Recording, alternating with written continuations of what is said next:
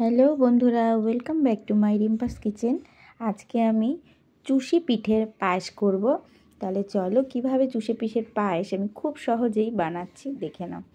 প্রথমে 1 কাপ জল দিয়েছি, জলটাকে ভালো করে ফুটিয়ে নিয়েছি। গ্যাসটাকে লো ফ্লেমে দিয়ে 1 কাপের মতো চালের গুঁড়ো দিয়ে ভালো করে নেড়ে নেব।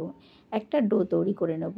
এই ডোর মধ্যে কাঁচা কোনো চালের গুঁড়ো বা ময়দা আমি কিছুই ব্যবহার করব না। এর মধ্যে সামান্য জলের মধ্যে নুন দিয়েছিলাম। এটাকে দেখতে পাচ্ছ খুব শুকনো মনে হচ্ছে, কিন্তু এটা ভিজে ভিজেই এটাকে ভালো করে ঠেসে ঠেসে এটা ডো তৈরি করে নিতে হবে।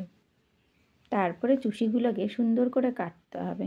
যেরকম দেখছো কেঁচোর মতো করে পাকানো, এরকম সরু সরু করে পাকিয়ে নিলে, এরকম শিলের মধ্যে রেখে হাত টেনে টেনে বানালে খুব সুন্দর হয়। এগুলো কিন্তু আমরা মা, শাশুড়ি মা এদের কাছ থেকেই শিখেছি। আমিও করি। আমি দুধ জাল বসিয়েছি, এদিকে আমার যা চুষি কাটছে। আমরা 2 যা মিলেই করছিলাম পিঠে। 1 কাপ জলে আমল দুধ গুলে রেখেছিলাম, সেটা আমি দিয়ে দিলাম। আর তার আগেই আমি বাতাসা দিয়ে 1 লিটার দুধ আমি জাল করে রেখেছিলাম। এর মধ্যে একটু এলাচ গুঁড়ো দিলাম। এবার এইভাবে এটাকে ভালো করে যেই উঠলো, চুষিগুলোকে আমি আস্তে আস্তে ছেড়ে দেব। আর এতে যেন গুঁড়ো না থাকে, দিয়ে আস্তে আস্তে নেড়ে নিতে হবে।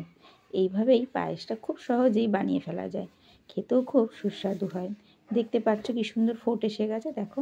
এবার আমি গ্যাসটা কিন্তু বন্ধ করে দিয়েছি। একটু নলেন গুড় দিচ্ছি, একদম খাঁটি গুড়। এই গুড়টাকে দিয়ে ফুটাবো না, প্রথমে গ্যাস বন্ধ করে একটু নাড়িয়ে নেব। তারপরে কিছুক্ষণ পরে এই যে দেখছো আমি গ্যাসটাকে এবার জ্বালিয়ে দিয়েছি। এবার একটু ফোট উঠতে আমি চুষিটা নামিয়ে নেব। ভিডিওটা বন্ধুরা কেমন লাগলো অবশ্যই একটা লাইক, কমেন্ট, পাশে সাবস্ক্রাইব করে থেকো।